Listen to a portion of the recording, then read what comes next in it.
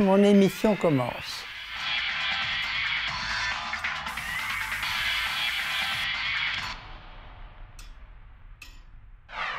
Salut tout le monde, merci de nous retrouver pour cette nouvelle émission Kaboom. Je vous propose aujourd'hui de partir à la rencontre de trois petits vieux au caractère bien trempé.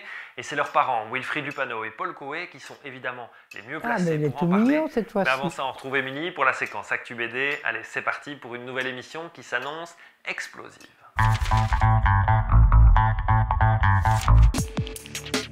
Le Festival international de la BD d'Angoulême se tiendra du 28 au 31 janvier 2016. Katsuhiro Otomo, le lauréat du Grand Prix du Festival en 2015, a réalisé, comme le veut la tradition, l'affiche de l'édition 2016. Il signe une magnifique illustration monochrome évoquant la peinture classique japonaise, dans laquelle on peut remarquer de nombreux détails, comme Tintin, l'oiseau d'Arzac de Moebius ou l'incontournable moto d'Akira. Bref, un mélange réussi entre tradition et modernité. L'auteur d'Akira et de Domu sera également l'invité d'honneur du festival. Il prévoit notamment une rencontre directe avec les festivaliers en leur proposant une conférence événement de 2h30. Depuis presque 2 ans, 5 auteurs et pas des moindres travaillent sur des histoires de Mickey Mouse. Régis Loisel, Bernard Cozet, Thébault, Lewis Trondheim et Nicolas Keramidas ressuscitent ainsi la plus célèbre des souris avec la bénédiction de Disney. Un projet très attendu, vu les rares fois où Disney confie la réalisation de ses personnages à des dessinateurs extérieurs. Les albums sont attendus en format cartonné, courant 2016. Plusieurs prix BD ont récemment été décernés. Zep a remporté le prix Wolinski pour What a Wonderful World. Après avoir gagné le prix Quai des Bulles à Saint-Malo, Zai Zai Zai Zai de Fab Caro remporte le Grand Prix de la BCD et le premier prix Philippe Geluck. Et enfin, félicitations à Bernard Isler, l'auteur de la série Sambre, qui a été élevé au grade d'officier de l'Ordre des Arts et des Lettres pour l'ensemble de son œuvre. D'y aller, hein, je te propose c'est par là. Voilà, c'est donc après toi, là j'en la beauté, voilà.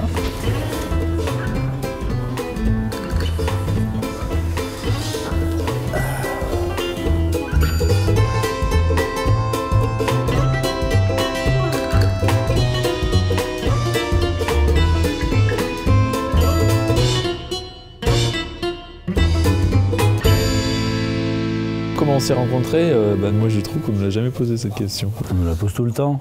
Comment on s'est rencontrés? Non, on nous pose souvent la question comment vous est venue l'idée des vieux fourneaux? C'est pratiquement à chaque fois, mais franchement la question de notre rencontre, c'est... honnêtement, j'ai pas de souvenir. Ah bon? Ouais. Attends, moi j'ai l'impression de passer mon temps à répondre à cette question. Il y a 11 ans maintenant, un peu plus de 11 ans, on était à Toulouse tous les deux. On a dédicacé ensemble chacun notre album du moment dans une librairie. Puis voilà, on est devenus copains assez rapidement. On s'est retrouvés régulièrement autour d'apéros. On n'a pas travaillé tout de suite ensemble parce qu'on avait chacun des projets. Et puis c'est venu quelques années après. C'est Wilfried qui m'avait proposé un scénario à l'époque, donc L'honneur des Tsarom. Moi j'ai tout de suite accroché à ce moment-là.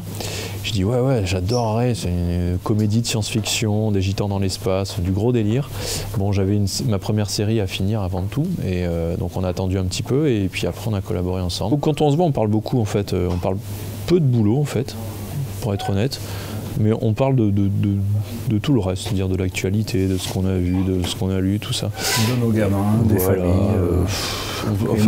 Et moi, tout ça, ça me donne des, ça passe avant, des idées. En fait. Ouais, ça passe souvent avant la partie travail, quand on doit se voir sur 1 ou 2 jours. La partie boulot est un peu éludée. Finalement, on s'en reparle 2 jours après par mail, quoi.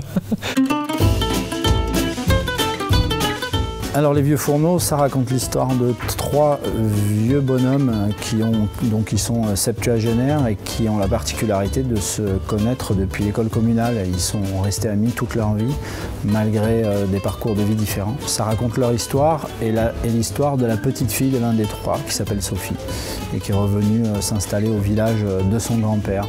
Et la particularité de l'histoire des vieux fourneaux, c'est que, comme ces personnages qui ont déjà 70 balais, on va se replonger régulièrement dans ce qu'a été leur vie et donc faire des flashbacks dans les années 40, 50, 60, etc. Donc couvrir finalement toute la deuxième moitié du XXe siècle pour aller fouiller un petit peu dans l'histoire de France, dans ce qui a fait toutes les problématiques de la France ces 50 dernières années. C'est une chronique sociale qui se passe donc, à notre époque contemporaine, dans notre sud-ouest de la France. Les personnages principaux étant des vieux de 75 ans. Voilà. Ma grand-mère ou mon grand-père me racontaient leur histoire, leur enfance, quoi, dans les années 50, tout ça. J'ai mis du temps à apprécier ces histoires en fait. Quand j'étais petit, ça ne m'intéressait pas trop parce que bon, c'était les histoires de la grand-mère ou du grand-père. On avait d'autres centres d'intérêt en tant qu'enfant. Et puis en grandissant, en gagnant un peu en maturité, je me suis dit mais c'est vachement intéressant en fait ces vies-là, ces parcours-là, parce que c'était une autre époque. Est-ce qu'on va vivre quelque chose de similaire? Et c'est avant tout une comédie en fait, hein, quand même. Donc c'est une comédie avec de la tendresse, beaucoup de nostalgie parce qu'on remonte le temps dans la vie des personnages aussi.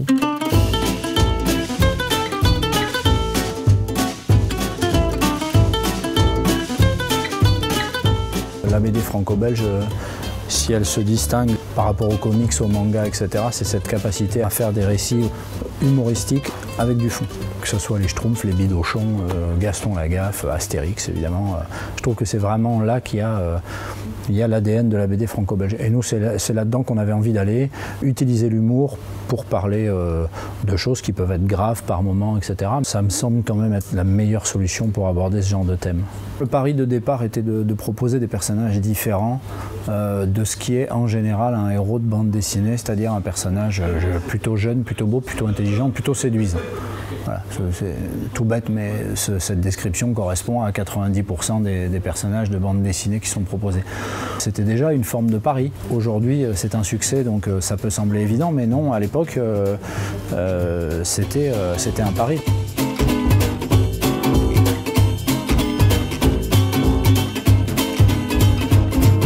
Alors les 4 personnages, c'est un peu les 3 mousquetaires, hein, sauf qu'ils sont 4, hein, comme les 3 mousquetaires. Donc il y a les 3 vieux fourneaux.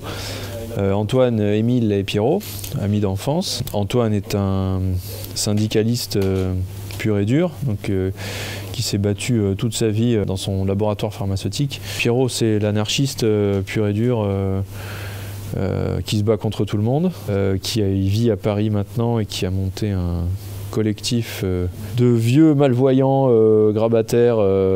Activistes malvoyants. Voilà, activistes malvoyants, ils ne sont pas complètement aveugles, qui s'appellent Ni Yeux ni Maître. Donc Pierrot, c'est le spécialiste de la subversion et de faire chier le monde, les grands de ce monde, avec des petites actions rigolotes, toujours non violentes, mais assez fandardes quand même. En même temps, Pierrot n'est plus violent parce qu'il n'a plus les moyens de l'être. Hein. Il a 75 ans, mais on sent que c'est un type qui n'a pas hésité dans le passé à faire le coup de poing. Donc les 2 autres personnages, c'est d'abord Mimile, le 3e larron de l'époque. Donc lui, il a un parcours un petit peu différent. C'est que très tôt, il a quitté ce village qui était leur village natal, enfin le village de leur enfance, là où s'est scellée leur amitié. Il a connu une vie au long cours sur les 7 mers. Voilà. Et aujourd'hui qu'il est âgé et malade, il est revenu en France, et c'est un petit vieux un peu tranquille, mais qui a un passé un petit peu chargé. Et enfin, le 4e personnage, donc c'est Sophie, c'est la petite fille d'Antoine. Et c'est le portrait craché, une sorte de clone de sa grand-mère. Elle a en plus décidé de reprendre l'activité de sa grand-mère. Donc sa grand-mère avait un théâtre de marionnettes itinérant qui battait les campagnes comme ça. Et donc elle a décidé, après de brillantes études à la capitale, de tout plaquer et de reprendre cette activité rurale, ce qui évidemment suscite l'incompréhension de tout le monde.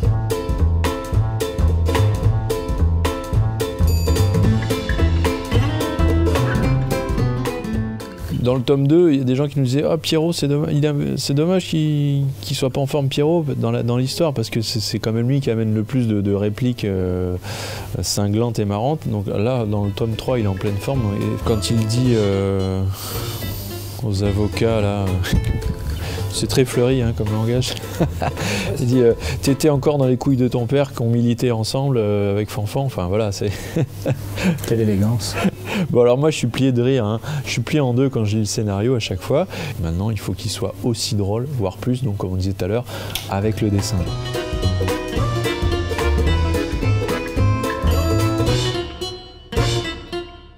bizarrement, même pour un jeune auteur, je trouve qu'il a tout de suite eu un style. Il a un style de dessin qu'on reconnaît, il avait une patte. Je trouve que c'est facile de travailler avec lui parce qu'on est tout le temps dans une dynamique d'amélioration. S'il faut refaire, on va refaire. Et au final, moi j'ai toujours l'impression qu'il est toujours dans la dynamique de servir l'album.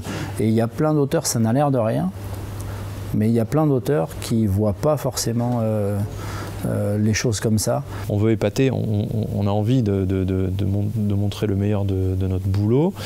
On se dit, ah, je vais faire les plus belles cases, les plus belles planches de BD, là. Je vais en mettre plein la vue, là. Et c'est vrai que maintenant, je me dis, mais en fait, ce qui compte, c'est raconter. On raconte une histoire, quoi. Et c'est vrai que là, j'ai l'impression vraiment d'être au service du scénario que Wilfried a écrit. Je veux dire, son scénario, je l'ai lu, je l'ai adoré, j'ai rigolé. Je me dis, bon, maintenant, il faut qu'au dessin, les gens ressentent la même chose que toi tu as ressenti à la lecture du scénar. Donc, je trouve que Wilfried est un très grand raconteur. Je m'en étais rendu compte avant qu'on travaille ensemble, quand on se voyait, quand on bouffait ensemble, quand il raconte une histoire, Wilfried, c'est toujours intéressant. Mais quelle que soit l'histoire, ça peut être l'anecdote au coin du marché. Si. Il picolait beaucoup à l'époque. C'est à cause de qui? J'avais un bar à l'époque. Il est très fort pour raconter les histoires à l'oral et ça se retrouve donc dans ses scénarios, je trouve. Il n'y a pas deux séries à lui qui se ressemblent. Je veux dire, chaque série est un univers différent, est un thème différent, un ton différent. J'aime pas tout ce qu'il a écrit. Il y a des albums, il y a des séries auxquelles j'accroche pas. Voilà, oui. Coupé.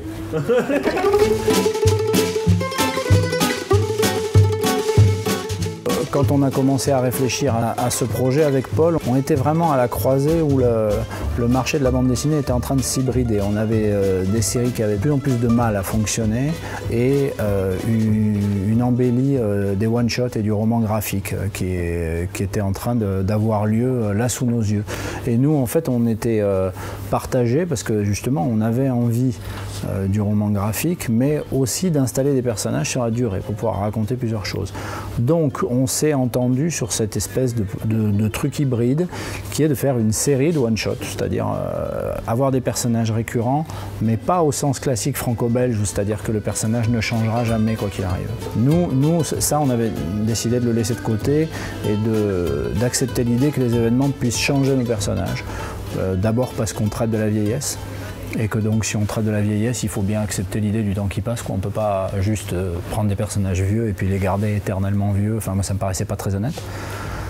Du coup, on a fait ce choix, voilà, de faire des albums qui sont systématiquement autoconclusifs, comme on dit, c'est-à-dire voilà, ou one shot, comme on dit mal, avec un début et une fin, en tout cas de l'histoire A, on va dire, de l'histoire principale. Et puis il y a des histoires un petit peu plus au long cours qui traînent d'album en album, et pour le lecteur qui va découvrir toute la série, c'est en quelque sorte des bonus cachés, quoi. Ce qu'on essaie de montrer, finalement, ce sont des personnages qui sont tous marqués par leur enfance, et de montrer à quel point ça tatoue la personnalité d'un individu pour sa vie, et que finalement toute sa vie on ne fait que ressasser son enfance. Et c'est ça qui m'intéresse moi énormément, avec notamment dans cet album le personnage de Berthe, qui est un personnage qui est touchant à cause de ça, à cause de ce qu'elle trimballe depuis toujours. Et ça on le fait pour tous nos personnages, relativement sans pitié d'ailleurs. Et au final, ça fait pas mal une série sur l'enfance qui est faite uniquement avec des vieux. Et effectivement, cette série parle, quoi qu'on en dise, au moins autant de l'enfance que du troisième âge. Mais la plupart des journalistes ne s'en rendent pas compte. Donc c'était peut-être ça la question qu'on ne pose jamais.